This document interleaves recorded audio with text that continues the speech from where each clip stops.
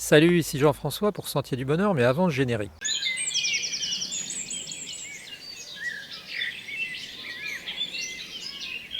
Ouais, alors aujourd'hui on va parler de quelque chose qui est de la relation homme-femme, hein, parce que même si le titre de la miniature est assez violent, je commence à en avoir marre de voir de temps en temps des individus qui paraissent complètement à la dérive, des hommes en particulier, quand il s'agit de relations homme-femme. Ça s'est passé hier, j'étais en train de me promener et j'ai vu un pauvre garçon d'une quinzaine d'années qui avait l'air mal avec sa copine. De toute évidence, elle lui tirait la tronche et de toute évidence, eh bien, il ne savait pas quoi faire. Alors, pour aider ce garçon que je ne connais pas et que je ne reverrai jamais, eh bien, je lance une petite bouteille à la mer de YouTube, dans cet immense océan de capsules vidéo, pour essayer de remettre certaines choses au point. J'estime que ça devrait être vu et écouté par beaucoup de monde. Pourquoi?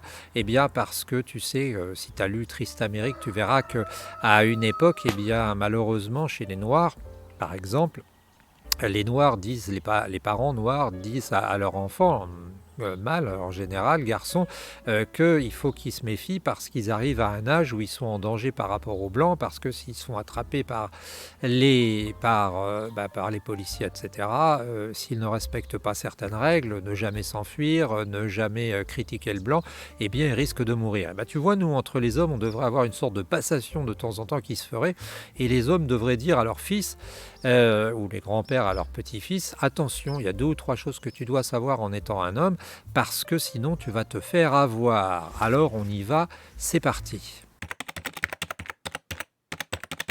Bien oui, les hommes et les femmes, c'est différent.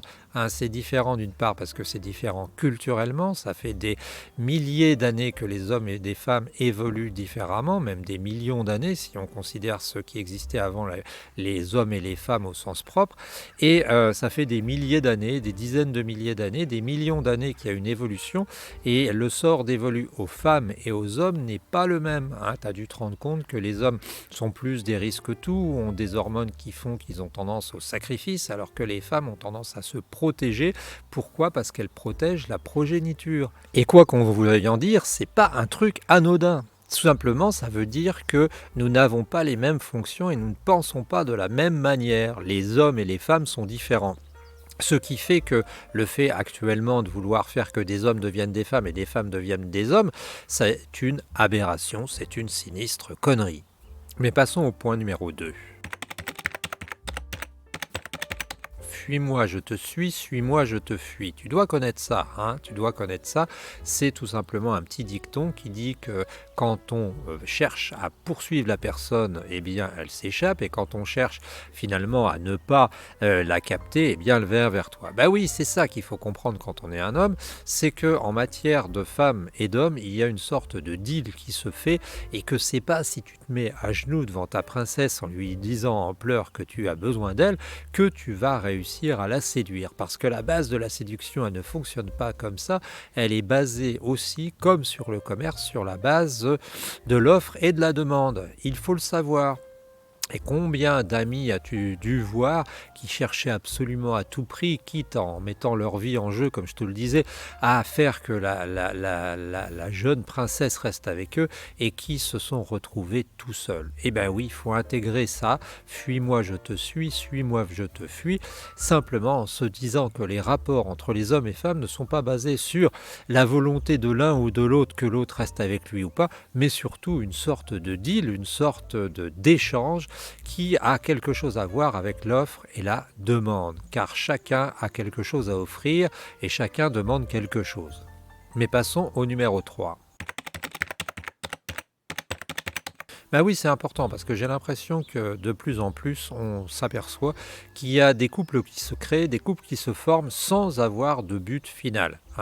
Et là, ce qui se passe, le problème, c'est qu'on est dans une mystique de la princesse qui serait une sorte de délire romantique qui ferait que le prince charmant lui devrait tout.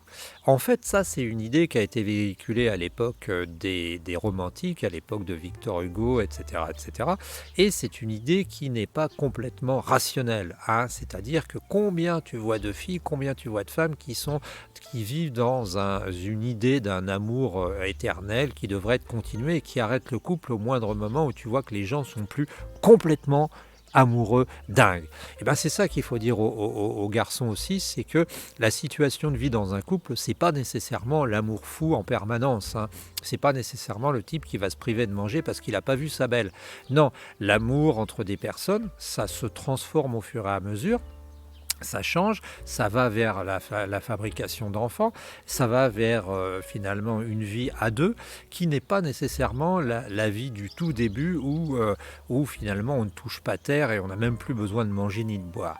Ça, faut le dire et c'est très important et il faut que les gens en soient conscients parce que je vois des couples qui sont restés dans le mode de fonctionnement amour éternel mais qui n'en sortent pas ou plutôt qui en sortent très rapidement parce qu'on sait très bien que cette étape, ça n'est qu'une étape de la vie de couple. Mais passons au numéro 4. Numéro 4, je voulais dire que ça n'est pas une attaque contre les femmes. Quand j'ai écrit la miniature, quand j'ai mis marre de ces princesses qui nous la pètent, c'est tout simplement parce que je vois trop de couples qui sont dysfonctionnels, qui ne fonctionnent pas, et ça m'ennuie. Ça m'ennuie parce qu'ils me paraissent partis sur des bases qui ne sont pas forcément bonnes. Et je ne suis pas en train de critiquer les femmes, je ne dis pas qu'on ne peut pas considérer sa femme comme une princesse ou sa copine. Je dis simplement que si on ne considère sa femme que comme une princesse et qu'on est dans un rapport, on va dire, romantico je ne sais quoi, eh bien on risque de courir vers la catastrophe et c'est ça que je voulais te dire. 5e point et dernier. Ah oui, les hommes sont des gens qui doivent gérer, comme les femmes, de manière pragmatique le couple et qui doivent l'aborder d'une manière, on va dire, rationnelle, hein. Et il faut dire, quand je dis ça, je pense à Saint-Exupéry, je suis passionné par Saint-Exupéry, je suis entre autres en train de travailler sur un projet sur Saint-Exupéry et Saint-Exupéry disait quelque chose de très important, bien que lui, ça lui ait pas trop servi en tant qu'homme, puisqu'il a eu une vie très sentimentale, très compliquée avec sa femme. Il disait clairement, la vie, c'est pas se regarder les yeux dans les yeux, c'est regarder tous les deux dans la même direction. Et je pense que le couple, oui, a besoin de pragmatisme, a besoin de ligne directrice, et qu'il a besoin aussi, à mon avis, d'avoir des buts comme par exemple à une époque, même si c'est très pragmatique, même si c'est un peu basique, construire une maison, avoir une maison à lui, avoir des enfants, vouloir monter un commerce. Tout ça, c'était quelque chose qui était pratiqué par nos ancêtres et qui fonctionnait et qui faisait que le couple tenait. Voilà, on arrive à la fin de cette petite vidéo. Je voulais simplement te dire ça, je voulais simplement te dire d'essayer quand tu vois des jeunes, quand tu vois ou même avec tes enfants, tes petits-enfants, d'essayer de leur faire relativiser ce que c'est que la vie de couple pour ne pas qu'ils vivent dans un monde complètement aberrant, complètement délirant, hein, un monde qui est présenté dans une société sans limite, dans une société on va dire, sans repère, comme quelque chose de complètement fou. Non, la femme n'est pas la princesse dans un château avec sa rose à la main qui doit être sans arrêt honorée, comblée et qui fera que le couple s'arrêtera quand ce ne sera plus le cas. Non, ça n'est pas ça. Le couple, c'est du pragmatisme. Le couple, c'est vivre à deux. Le couple, c'est profiter. C'est quelque chose de formidable, mais qu'il faut avoir vu sous un angle rationnel. On se retrouve très bientôt, c'était Jean-François pour Sentier du Bonheur.